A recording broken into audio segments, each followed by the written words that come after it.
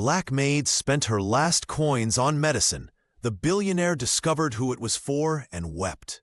A sacrifice made from the depths of poverty touched even the coldest heart of wealth. The truth behind her selfless act would change everything forever. Before we begin, make sure to subscribe to the channel and comment where you're watching from. The Langston estate stood silent beneath a shroud of winter, its marble columns and iron gates gleaming coldly in the pale morning light.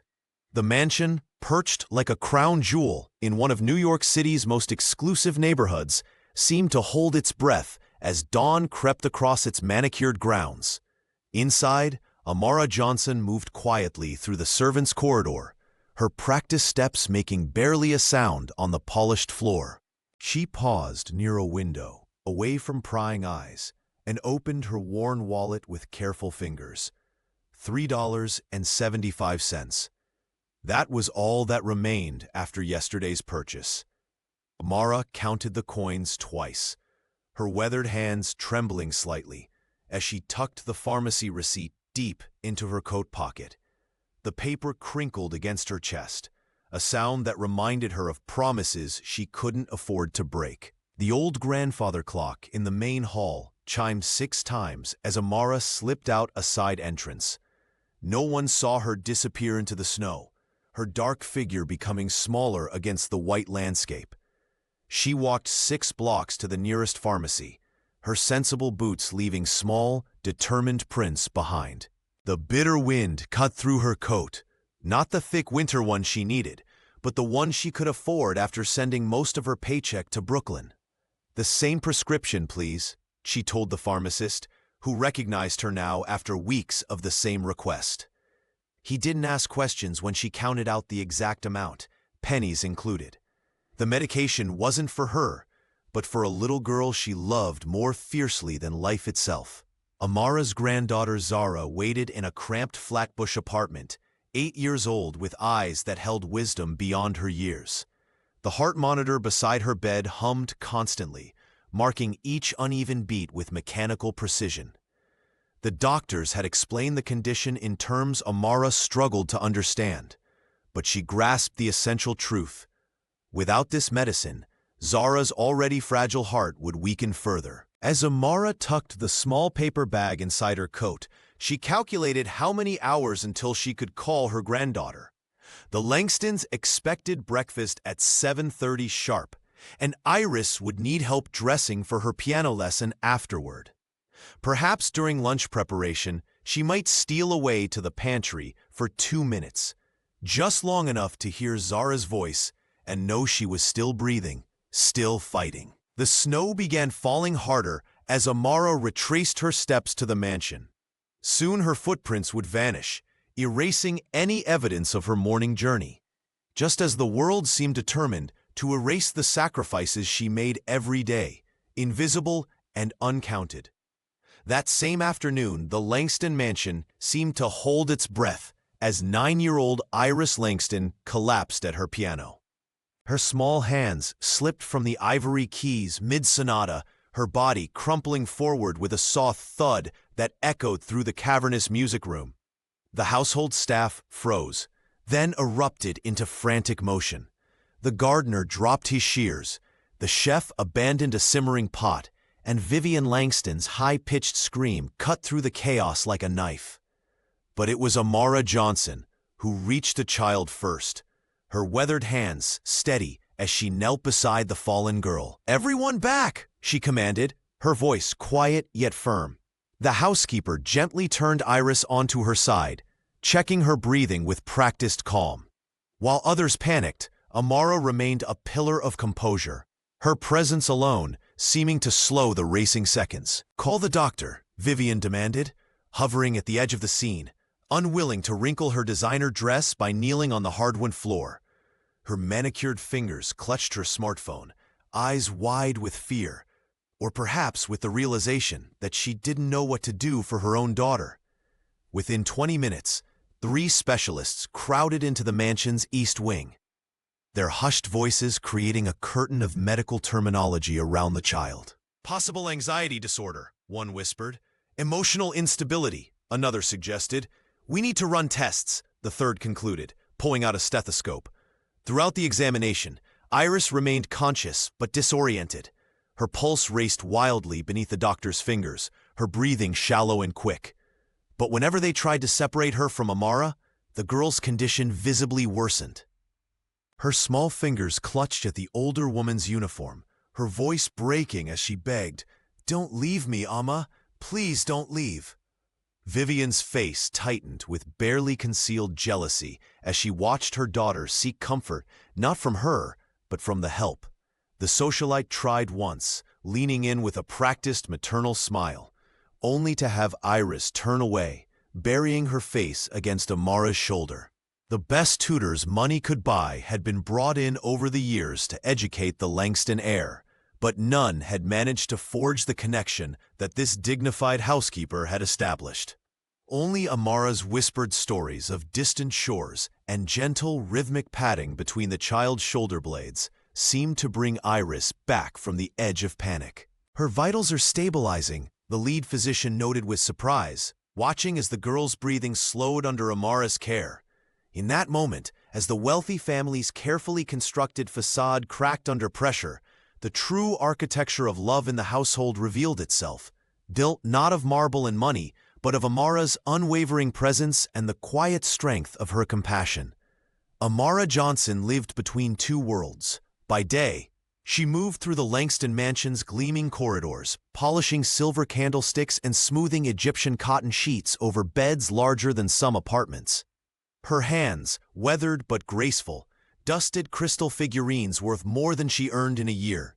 The estate's grandeur, its marble floors and velvet draperies, had long ceased to impress her. By night, she returned to a different reality in Flatbush, Brooklyn. The two-bedroom apartment she shared with her granddaughter had peeling wallpaper and windows that rattled when the wind blew.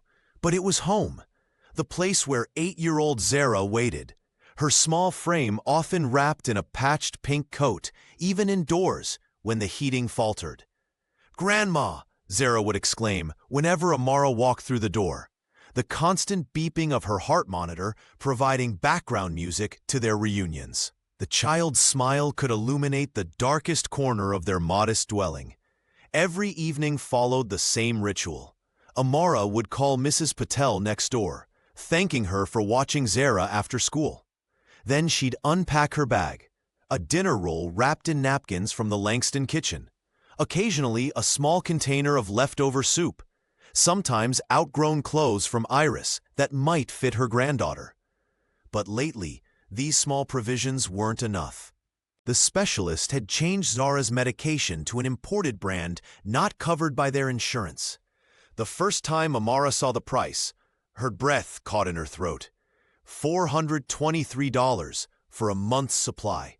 She'd pawned her wedding band years ago when Zara first got sick. Now the delicate silver bracelet her mother had given her, the last piece of jewelry she owned, sat in a pawnshop window downtown. The money had covered this month's prescription with barely anything left over. "Did you eat dinner at work today?" Zara asked one evening, watching her grandmother nibble on saltine crackers. "Yes, sweetheart. This is just a snack," Amara lied, washing down the dry crackers with hot water flavored with lemon. Tea bags had become an unnecessary expense. At night, after tucking Zara in, Amara would sit by the window, calculating and recalculating their budget. The Langstons paid well compared to other households, but between rent, utilities, and medicine, there was never enough. She considered asking Charles for an advance, but quickly dismissed the thought. Her pride wouldn't allow it. Besides, questions would follow, and her two worlds needed to remain separate. When sleep finally came, Amara dreamed of gardens where both Zara and Iris played together, their laughter mingling in the sunlight, free from monitors and medications and the invisible barriers of wealth and status. As winter deepened, the Langston estate seemed to retreat further behind its iron gates, snow piling against marble columns. Inside, 9-year-old Iris Langston sat rigid in the therapist's office, her small hands clenched in her lap.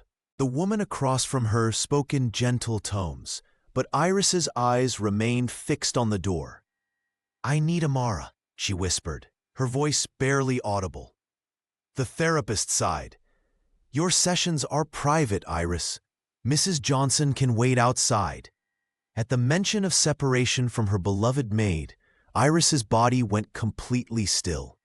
Her eyes glazed over, lips pressed into a thin line, a silent protest that no amount of coaxing could break. It was only when Amara Johnson entered the room, her weathered hands warm against Iris's shoulders, that the child's breathing steadied. "Perhaps just this once," the therapist conceded, watching as the girl visibly relaxed. With quiet authority, Amara guided Iris through meditation rituals, gentle chants and breathing exercises she had learned as a young girl in Bahia. The older woman's voice dropped to a melodic hum, her fingers tracing circles on Iris's palms. The therapist observed with professional curiosity, as techniques no medical textbook had taught brought color back to the child's cheeks. "Breathe with the waves," Amara whispered, her accent thickening as she slipped into the comfort of old wisdom. "Let your heart follow the rhythm." In the hallway afterward, Vivian Langston watched her daughter walk hand in hand with the housekeeper, something sharp and uncomfortable twisting in her chest.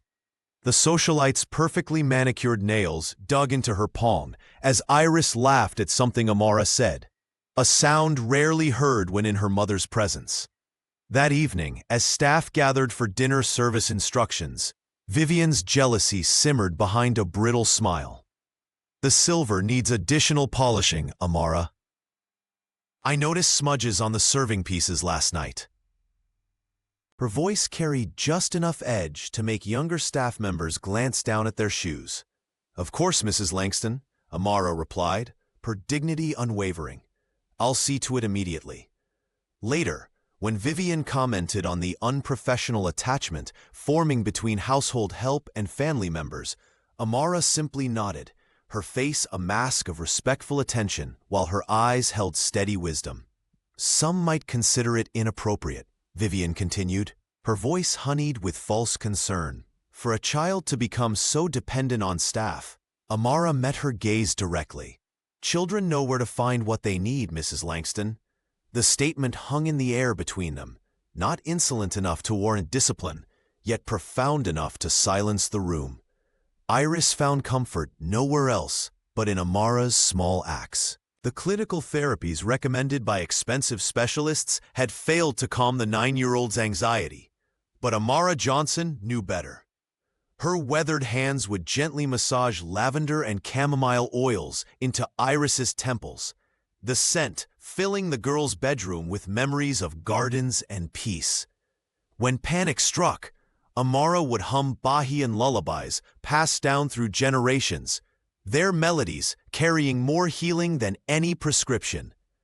"Breathe with me, little one," Amara would whisper when Iris's fingers trembled too much to continue her piano practice. "In through your nose, out through your mouth. Feel your heart slowing down."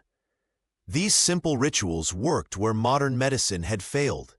The housekeeper's warmth seeped into the child like sunlight through frost, thawing the fear that had taken root in her small body. The mansion staff noticed the change in Iris, how she would seek out Amara during difficult moments, how her shoulders would relax at the mere sound of the older woman's footsteps.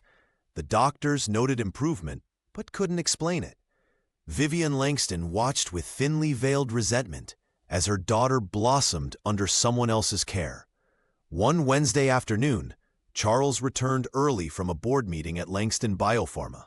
Walking through the East Wing, he paused outside the music room where Iris was supposed to be practicing. Instead, he found his daughter curled against Amara's side on the window seat, a book of poetry open between them. "Why can't Mommy be more like you?" Iris asked, her voice small but clear in the quiet room. Amara smoothed the girl's hair. "Your mother loves you in her own way, child. But it doesn't feel the same," Iris insisted. "Amma loves better than Mommy does." The words hung in the air, sharp and honest. Charles felt them like a physical blow. He cleared his throat and stepped into the doorway, his presence causing both to look up. Iris shrank back slightly, but Amara rose with dignity, her posture straight despite the weight of the moment. "Mr. Langston," she acknowledged, her voice steady. Later that evening, Charles confronted Amara in the kitchen. "My daughter seems to prefer your company to her mother's," he said, his tone carefully neutral. Amara met his gaze with quiet grace. "Children sense many things, sir." "And what exactly is she sensing?" The housekeeper folded her hands, her eyes never wavering. "I cannot speak ill of Mrs. Langston. That would not be right." Her silence held more integrity than any explanation could offer. She would not betray Vivienne, even as she protected Iris. Her secrets, both those of the Langston household and her own, remained close to her heart, guarded by dignity Charles had never truly noticed before. The call from the pharmacy came at the worst possible moment. Amara Johnson had just finished polishing the silver in the Langston dining room when her phone vibrated in her pocket. Her stomach nodded as she listened to the pharmacist's apologetic voice. The imported medication for Zara's heart condition had doubled in price, effective immediately. $420, the pharmacist repeated, his voice fading beneath the roaring in her ears. Amara thanked him quietly and ended the call, her weathered hands trembling as she leaned against the marble countertop. She had exactly $163 saved, not even half of what she needed. Outside the mansion's windows, Brooklyn was being buried under fresh snow, the temperature plummeting as night approached. That evening, after serving dinner to the Langston family, Amara retreated to her small quarters in the servants' wing. She emptied her savings jar, counting each bill twice. Next came the coins from her dresser drawer and the emergency 20 tucked inside her Bible. Still not enough.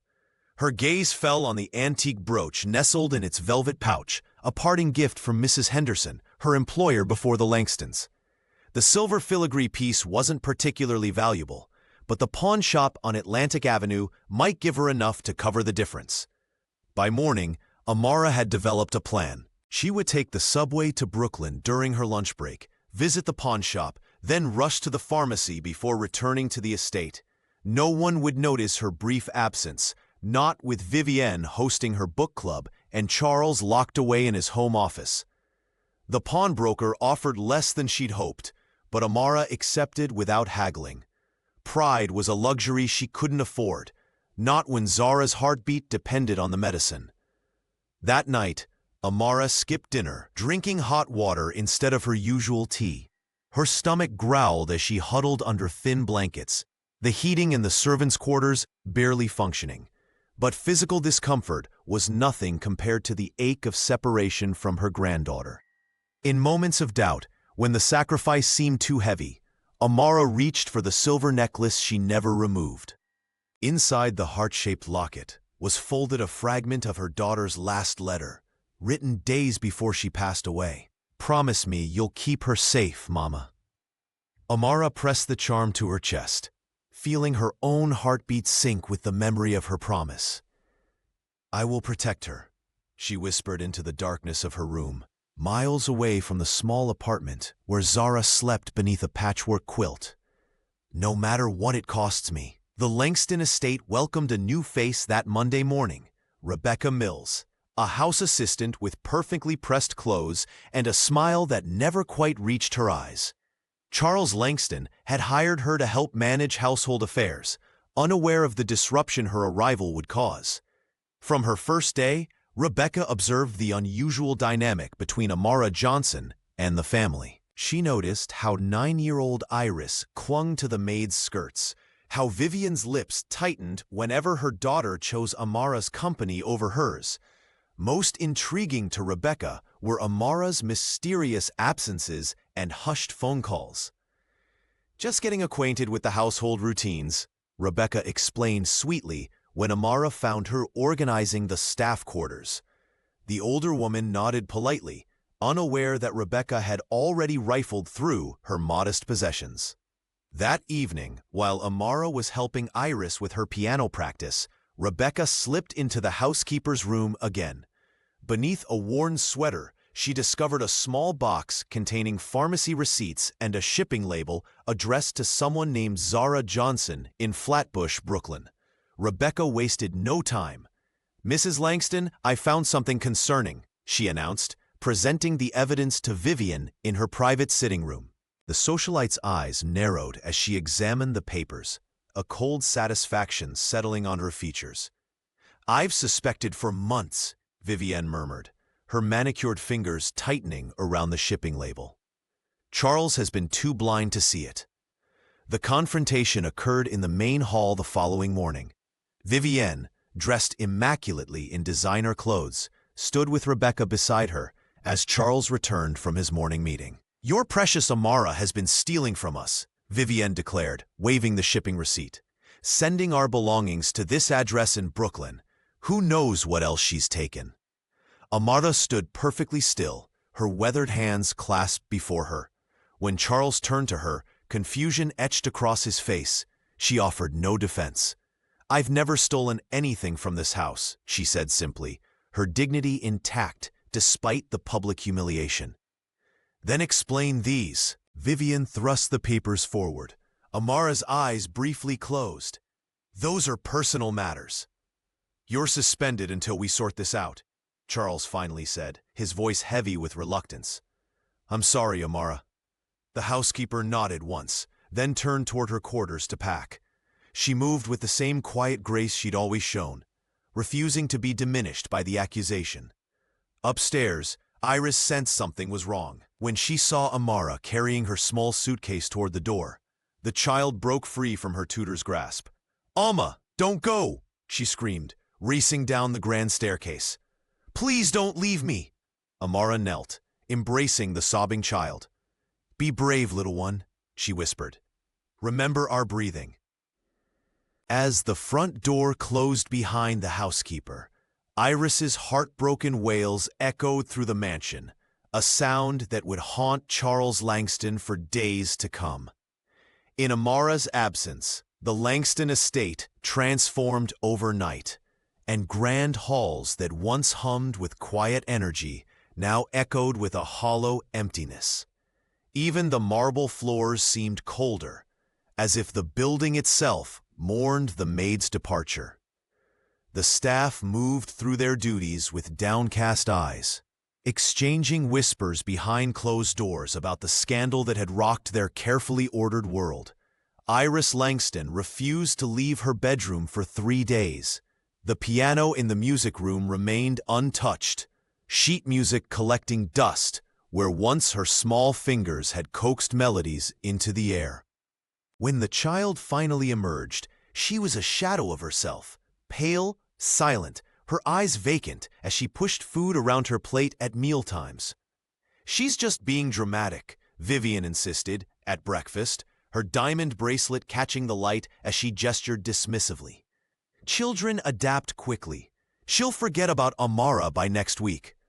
But the socialite's smile never reached her eyes, and she doubled her efforts to engage her daughter with expensive gifts and promises of trips abroad. Charles watched this painful dance from behind his newspaper, his concern deepening with each passing day. The household rhythm had fractured, and his daughter seemed to be fading before his eyes. At night, he could hear Iris crying through the walls, soft sobs that tore at something fundamental inside him. "Has she spoken to you at all?" he asked the nanny, who had been hastily hired to replace Amara. "Not a word, sir," the woman replied, wringing her hands. "She just stares out the window toward the garden gate." Doubt began to creep into Charles's mind like morning fog. Vivian's accusations suddenly seemed flimsy, inconsistent with the Amara Johnson he had known for years, a woman who had never once given them reason to question her integrity. Why would she risk everything now? And why had his wife been so quick to dismiss her without a proper investigation? Late one evening, after the household had settled into uneasy silence, Charles descended to his private office. He accessed the security system, scrolling back through weeks of footage. There had to be evidence, either confirming Amara's theft or revealing something else entirely. His eyes burned as he watched the maid's comings and goings, noting her careful movements, the way she checked her phone in secret corners of the house, the small packages she sometimes carried. Something wasn't adding up. Charles leaned closer to the screen, determination hardening his features. Whatever truth lay hidden in Amara's actions, he would find it, for Iris's sake, if nothing else. Late one night, Charles Langston sat alone in his home office, the blue glow of multiple screens casting shadows across his tired face. For hours, he had been reviewing security footage from the past month, searching for answers about Amara's mysterious behavior. His daughter's withdrawal since the housekeeper's departure had shaken him deeply, forcing him to question Vivienne's accusations. The mansion's security system was comprehensive, a fact he'd always taken pride in. Now, as he scrolled through footage from the servants' quarters hallway, something caught his eye. There, Amara, moving quietly before dawn, clutching something to her chest. He followed her digital footprints through the house, watching as she slipped outside on her day off. The next clip showed her returning hours later, her shoulders slightly lighter. Charles fast-forwarded through several weeks of footage, noticing a pattern. Every payday, Amara would carefully count her earnings, separate a portion into an envelope, and on her next free day, mail it. The cameras captured her standing at the corner mailbox, her hand lingering on the envelope before letting it drop inside, always addressed to the same Brooklyn address. Zara Johnson, Charles whispered, reading the name from the zoomed-in footage. The caregiver's address matched the receipt Vivienne had waved as evidence of theft. A heavy knot formed in his chest as realization dawned. This wasn't theft, it was sacrifice. He watched Amara's face in the footage, the quiet determination in her eyes as she mailed what must have done most of her earnings. The woman who had comforted his daughter through countless panic attacks was sending away her own livelihood, piece by piece. Charles leaned back in his leather chair, suddenly aware of its plush comfort. How many times had Amara stood in this very room, invisible except for the service she provided? How many times had he nodded absently as she brought him coffee, never once wondering about her life beyond these walls? The weight of his ignorance pressed down on him. For years, this woman had moved through his home, caring for his child, bearing burdens he couldn't imagine, all while he remained oblivious, insulated by wealth and privilege. He closed the security program and opened his browser, typing in the Brooklyn address. A modest apartment building in Flatbush appeared on the screen.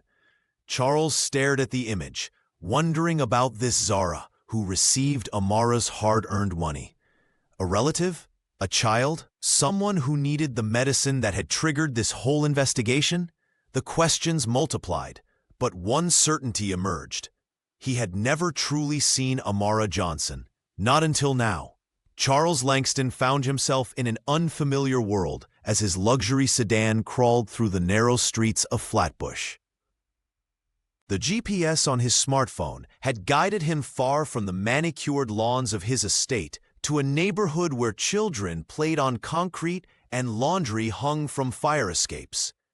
The address from Amara's receipt led to a weathered brick building with a security door that barely functioned.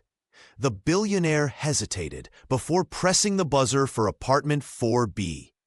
His cashmere coat and Italian leather shoes felt conspicuously out of place. After 2 buzzes, a tiny voice crackled through the intercom. "Who is it?" "I'm looking for Zara Johnson," he replied, his corporate confidence faltering. The door clicked open and Charles climbed 4 flights of stairs, the hallway smelling of cooking oil and disinfectant. When he knocked on 4B, the door opened to reveal a small girl with bright, intelligent eyes and a determined expression. She wore a patched pink coat indoors, and beneath it, the telltale bulge of a heart monitor was visible. "You're Zara?" Charles asked, his throat suddenly tight. The child nodded, studying him with the careful assessment only children can master. "Are you the one who keeps Alma from me?" she asked, her voice trembling but clear. The question hit Charles like a physical blow. In that moment, the full weight of his ignorance crashed down upon him. This child, this beautiful, fragile child, was the reason Amara counted pennies and worked extra hours. The reason she never complained, never asked for help. The reason she endured Vivienne's thinly veiled contempt. For the first time in years, tears spilled down the billionaire's face. He who manufactured the very medications this child needed, who employed her grandmother for a fraction of what he spent on wine, who had never once wondered about Amara's life beyond his walls. He was indeed the one keeping them apart. "Yes," he whispered, unable to lie, "but I didn't know. I didn't understand." Zara's expression softened. She reached out one small hand and touched his arm. "Amma says it's never too late to understand something new." Charles knelt down, bringing himself to her eye level. The heart monitor beeped softly beneath her coat, a constant reminder of her fragility and strength. "May I come in?" he asked. "I'd like to understand everything." Zara nodded and stepped aside, welcoming the billionaire into the humble apartment where love, not money, had always been the most valuable currency. Charles Langston stepped inside the tiny apartment, his tall frame seeming out of place among the worn furniture. What immediately caught his attention weren't the peeling walls or the creaking floorboards, but the explosion of color that transformed the modest space. Every available wall surface was covered with vibrant paintings, scenes bursting with life and imagination. "I made those," Zara Johnson said proudly, her bright eyes following his gaze. "That's the garden Amma tells me about, and that's Iris." Charles moved closer to examine a particular painting. There, rendered in childish but expressive strokes, was his daughter sitting among flowers, her piano visible in the background. The resemblance was startling. "How do you know what she looks like?" he asked, his voice barely above a whisper. "Amma describes her so well, I can see her in my mind," Zara explained, adjusting the heart monitor tucked under her arm. "Sometimes when I'm sleeping, I dream Iris is watching over me, like we're friends already." Charles sank into a threadbare armchair, suddenly overwhelmed. He studied this child, this bright, creative girl who shared no blood with his family, yet seemed connected to them through something deeper than genetics. "May I ask you some questions about your grandmother?" he asked gently. Zara nodded, settling cross-legged on the floor. With remarkable eloquence for an 8-year-old, she described the rituals Amara had taught her: breathing exercises to calm her racing heart, visualization techniques to manage pain, and the herbal teas that soothed her when medicine wasn't enough.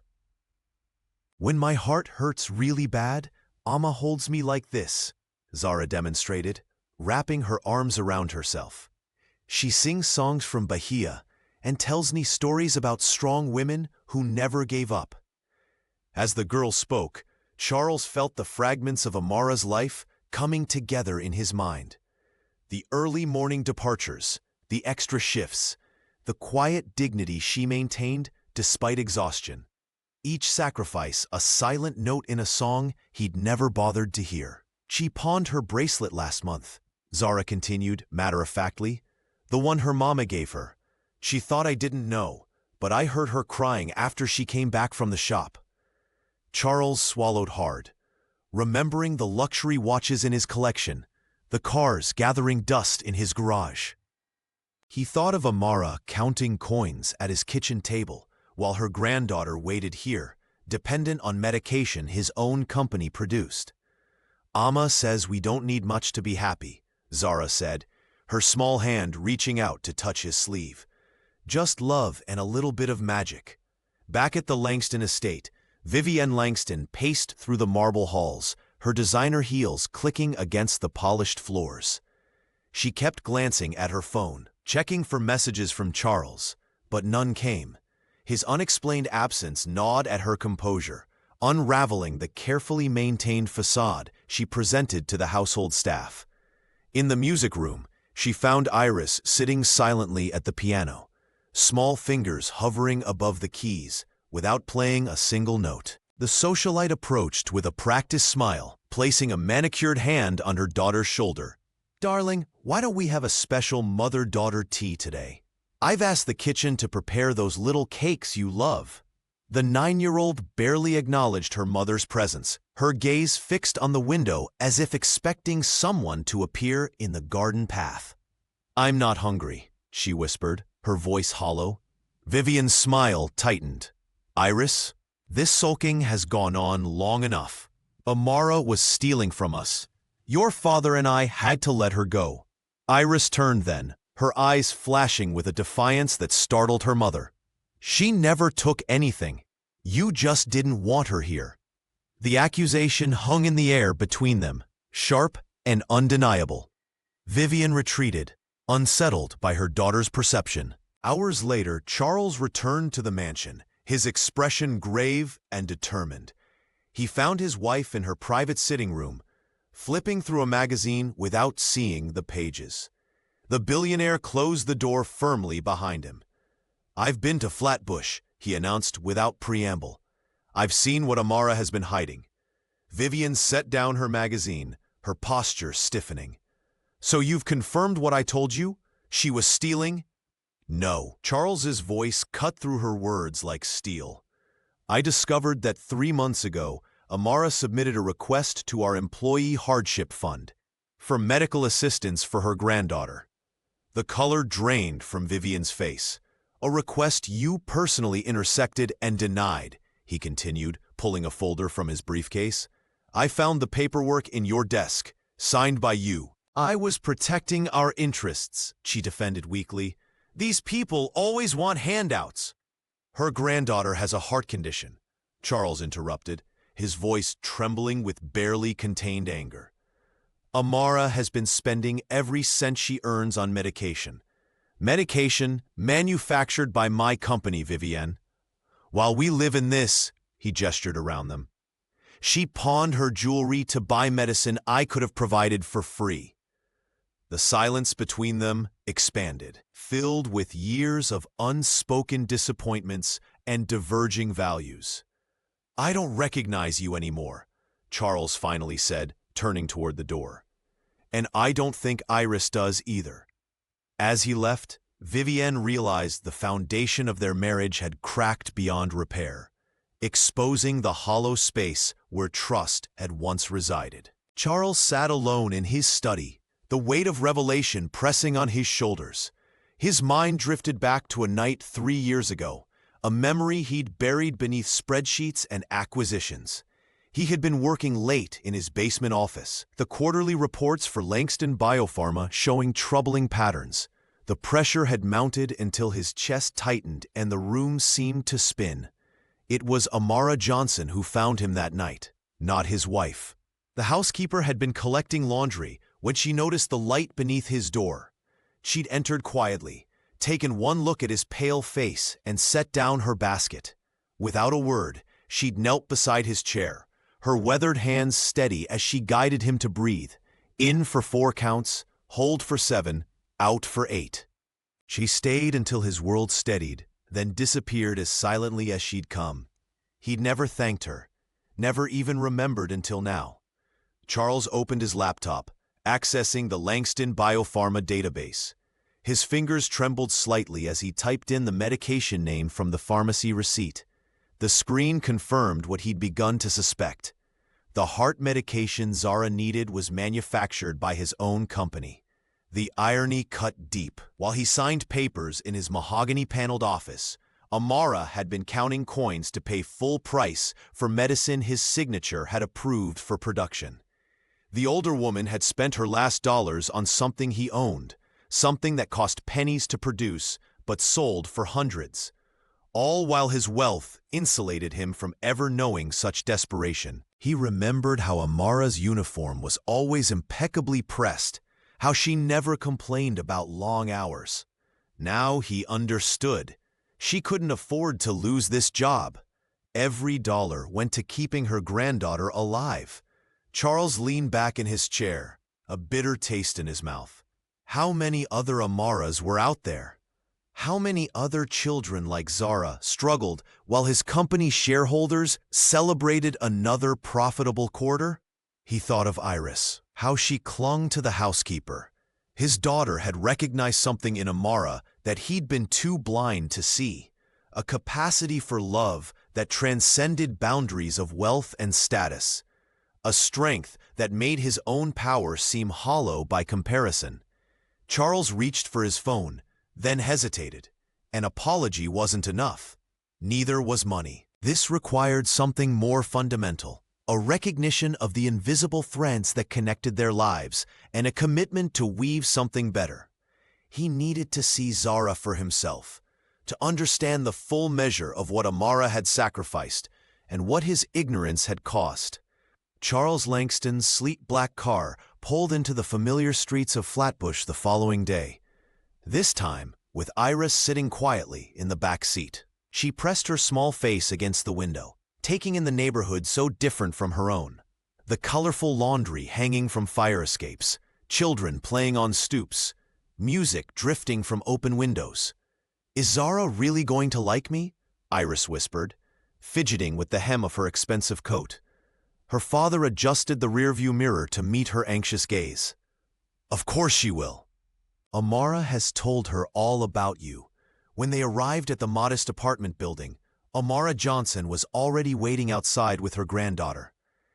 Zara stood partially hidden behind her grandmother's skirt, her heart monitor peeking from beneath her patched pink coat. Charles noticed how the little girl's eyes widened at the sight of his vehicle, then shifted immediately to Iris as she stepped out. The two girls faced each other in the small community garden beside the building. A stark contrast in circumstances, but mirror images in their hesitant smiles. Iris, in her tailored wool coat and polished boots, extended her hand first. Zara, wearing clothes clearly loved for many seasons, reached back without hesitation. Their fingers intertwined as if magnetized, neither speaking at first. "Your paintings are beautiful," Iris finally said, pointing to the sketchbook tucked under Zara's arm. "Amma showed me pictures on her phone." Zara's face brightened. "You really play piano like in my drawings?"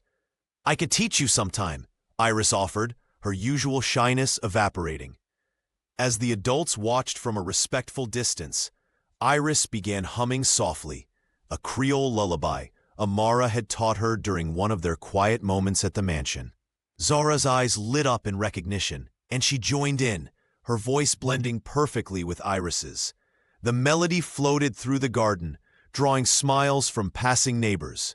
Charles stood transfixed. In that moment, he understood what all his wealth had failed to provide, the genuine connection flowing between these children, the healing that came not from expensive treatments, but from Amara's boundless love that had touched both girls. "They're like sisters already," he murmured to Amara, his voice thick with emotion. The housekeeper nodded, dignity in every line of her face. "Love finds its own family, Mr. Langston. It always has." As the girls' song ended, they giggled and immediately began sharing secrets, as if they'd known each other forever. Charles watched his daughter bloom before his eyes, finally understanding that true healing had nothing to do with his billions. Charles sat across from Amara at the small kitchen table in her Flatbush apartment, his expensive suit looking out of place among the modest furnishings. Outside, Iris and Zara played together in the community garden, their laughter drifting through the open window. "I want to make things right," Charles Langston said, his voice carrying the weight of newfound understanding. "Let me bring Zara to live with us at the estate. She'll have the best doctors, her own room, everything she could ever need." Amara Johnson's weathered hands curled around her teacup. The steam rose between them, a fragile barrier between two worlds. She watched her granddaughter through the window, noting how the girl's cheeks had regained their color, how her movements had grown stronger, despite the heart monitor still strapped to her small chest. "No," she said finally, her voice gentle but firm. "That's not what she needs." Charles leaned forward, confusion crossing his face.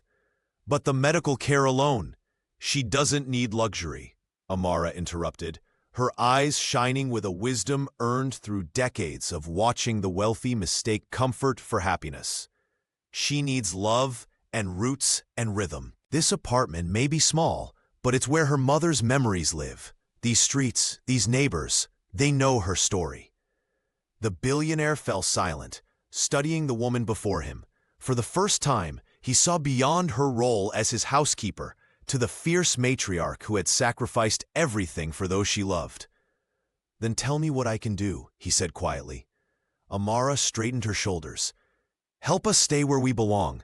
Cover her treatments, yes, but let her remain herself. Not a charity case, not an obligation." Charles nodded slowly, understanding dawning his eyes.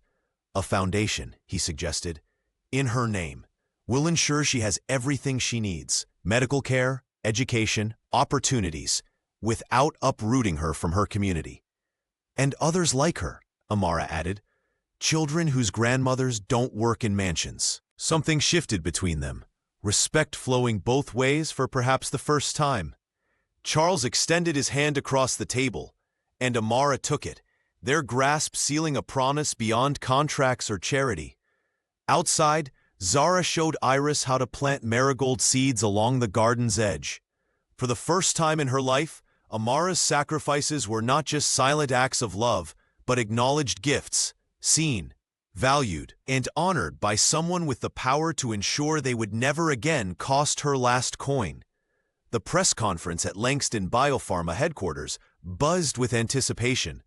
Charles Langston stood at the podium, his normally composed demeanor replaced by something more vulnerable and determined. Cameras flashed as he announced that all pediatric medications produced by his company would now be provided free of charge to children under 10 years old. "No child should suffer because their guardian can't afford medicine," Charles stated, his voice steady despite the emotion behind his words.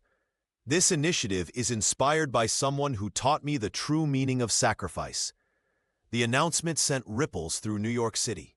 Headlines declared it revolutionary, stock analysts debated the business impact, and social media erupted with stories of families who would benefit. In Brooklyn, Amara Johnson watched the news on her small television, tears streaming down her weathered cheeks as she held Zara close.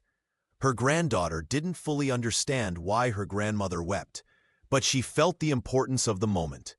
Back at the estate, Charles received congratulatory calls from board members and competitors alike.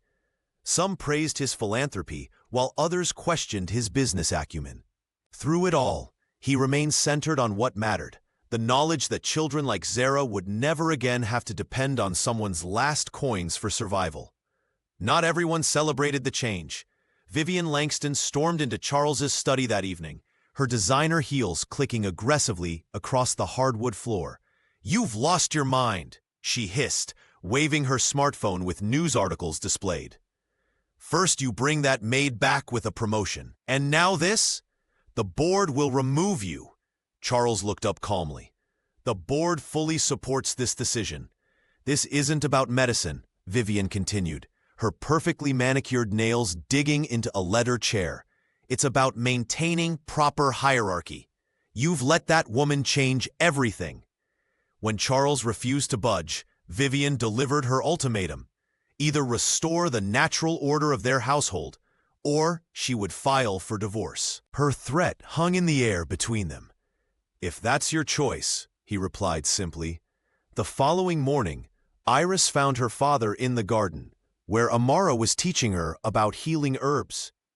When told about her mother's decision, the young girl's response was immediate and clear. "I want to stay with you and Anna," she whispered, reaching for both their hands.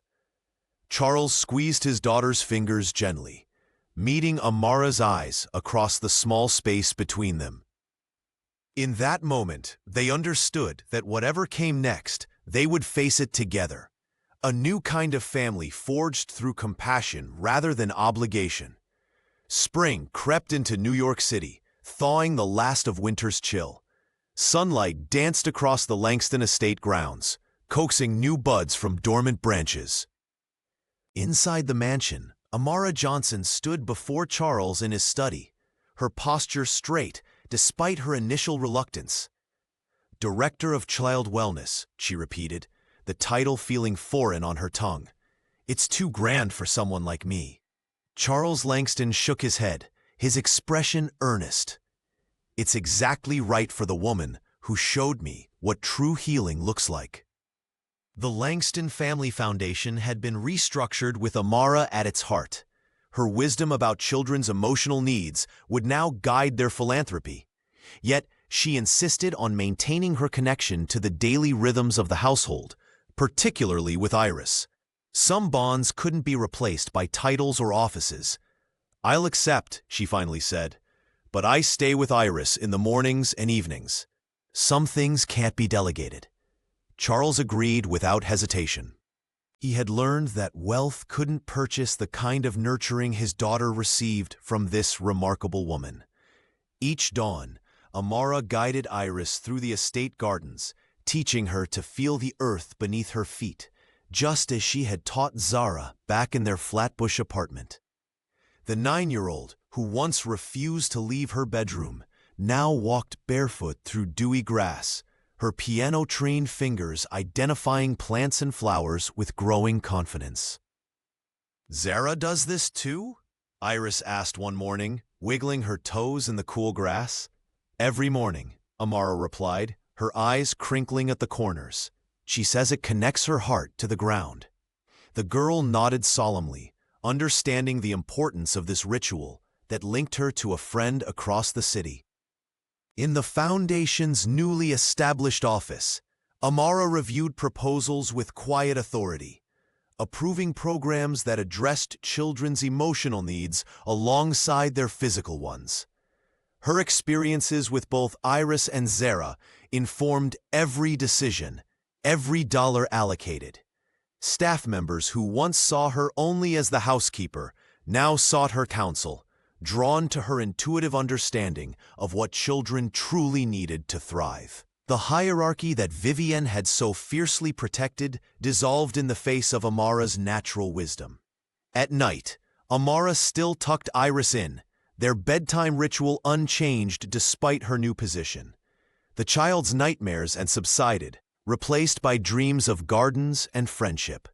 Watching over both girls, one in a mansion, one in Brooklyn, Amara felt a profound sense of peace. She had given them what no amount of money could buy, the knowledge that they belonged, exactly as they were, in this world that sometimes forgot to value the quietest forms of love. With each passing week, Zara Johnson's health showed remarkable improvement. The steady beeping of her heart monitor grew less frequent as her condition stabilized. Her laughter, once a rare treasure, now filled the cramped Brooklyn apartment regularly, echoing off the peeling walls and transforming the modest space into a sanctuary of joy. Charles Langston arranged for Zara to visit the estate gardens on weekends, where she would sit beneath sprawling oak trees, sketchbook in hand. Her artistic talent flourished in these new surroundings. With careful strokes, she captured the delicate play of sunlight through leaves, the graceful movement of birds, and most frequently, the people who had changed her life. "Look what I made for you," Zara said one afternoon, presenting Amara with a watercolor portrait that captured not just her grandmother's appearance, but her essence. The quiet strength in her posture, the warmth in her eyes, the gentle power in her hands that had both nurtured and sacrificed. Iris treasured these weekend visits, following Zara through the gardens like a shadow, their friendship deepening beyond what anyone could have predicted. The 9-year-old's piano playing took on new life, inspired by Zara's resilience. Together they created their own language of art and music, healing each other in ways no doctor or therapy session could achieve. The relationship between Amara and Charles evolved into something neither had anticipated. It wasn't romantic. Both were too wise, too scarred by life for such simplicity. Instead, their bond was built on mutual respect and profound gratitude. In quiet moments, they would sit on the garden bench, watching the children play, exchanging observations about life's unexpected turns. "You've taught me more about true wealth than 20 years in business ever did. Charles confessed one evening, his voice low and thoughtful. Amara smiled, her dignity undiminished by the acknowledgement. "And you've shown me that power can be used to heal, not just to control." Their worlds, once separated by wealth and circumstance, now overlapped in meaningful ways. Charles learned from Amara's spiritual practices, incorporating her breathing techniques into his stressful days.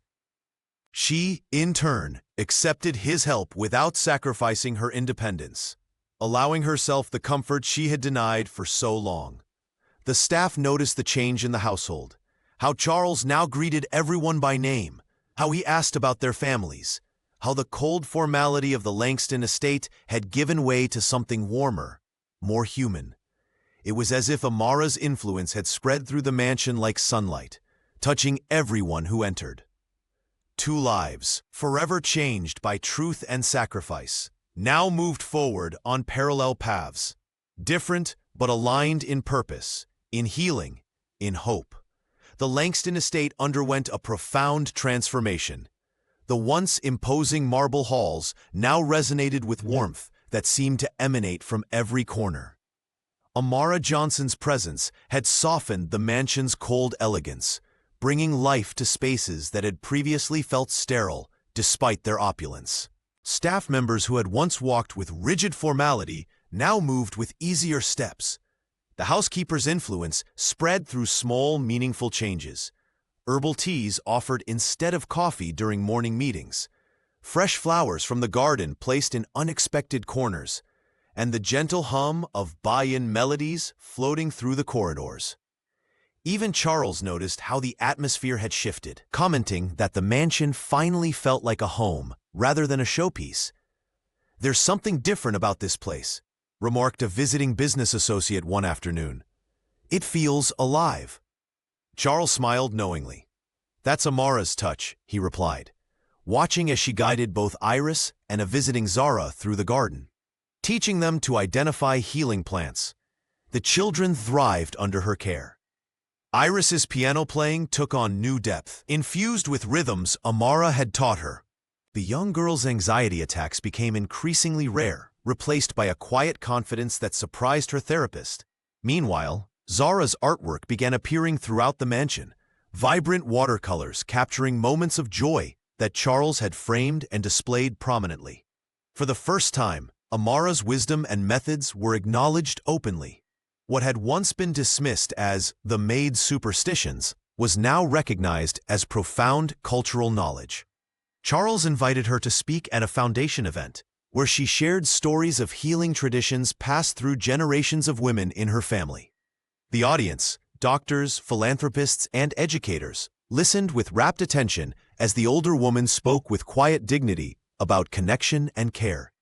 "Medicine heals the body," Amara told them, her voice steady and clear. "But ritual heals the spirit. Both are necessary."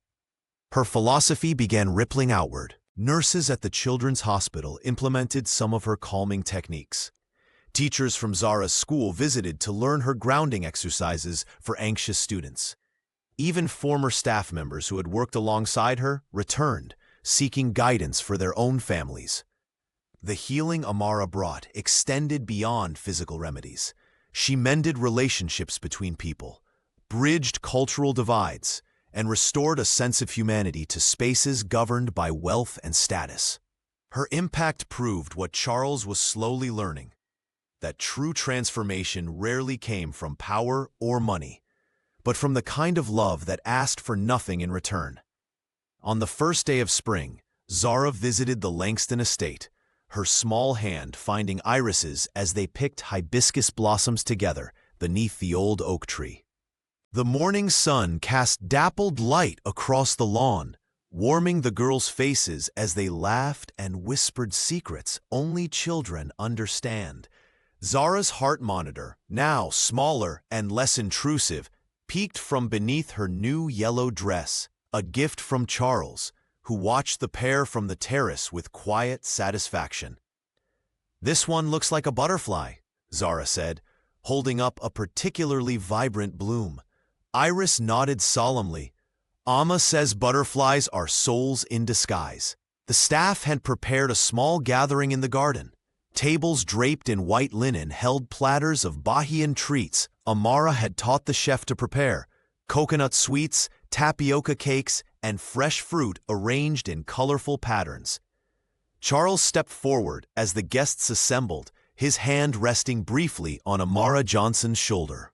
"Today marks more than just spring," he announced, his voice carrying across the garden. "It marks a new beginning for all of us." He led Amara toward a section of the garden, where a tarp covered something beneath the sprawling branches of the oak. With a gentle pull, Charles revealed a hand-carved wooden bench, its mahogany surface polished to a warm glow.